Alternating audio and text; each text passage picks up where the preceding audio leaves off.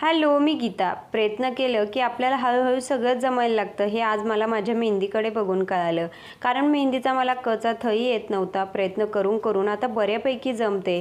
किमान मी स्वतःची स्वतः काढू शकते इतपत तरी शिकलेले आहे असं मला तरी वाटतं. तर माझ्या चुलत बहिणीचं लग्न होतं त्यामुळे आम्ही निघालो होतो.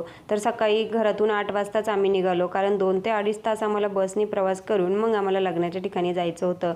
फायनली लग्नाच्या ठिकाणी पोहोचलो. सगळ्यात अगोदर श्रेयांशीचे कपडे वगैरे चेंज करून घेतले आणि इकडे डीजे वाजायला लागला की लगेच मॅडमला नाचायचं असतं. मीही माझी साडी वगैरे चेंज करून घेतले. इकडे ताईच्या आणि मम्मीच्या चालू होत्या मस्त अशा गप्पा. म्हटलं चला आपण तोपर्यंत रुखवत बघून येऊ कारण रुखवतमध्ये काहीतरी नवीन गोष्टी दिलेल्या असतात आणि मला ते बघायला खूप जास्त आवडतं.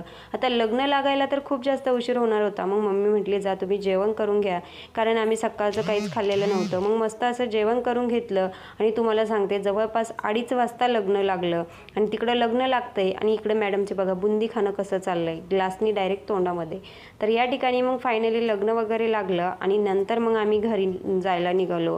तर कारण आम्हाला त्याच दिवशी जाऊन आणि त्याच दिवशी यायचं होतं. घरी येईपर्यंत जवळपास 8-8:30 वाजले होते कारण देवांश घरी होतं त्यामुळे. तर त्या दिवशी तर इतकं थकलो होतो मी काही शूट केलंच नाही आणि दुसऱ्या दिवशी घेतलं. मग इकडे बघा मॅडमचे काय लाड चालले. चला भेटूया नेक्स्ट व्हिडिओमध्ये. बाय.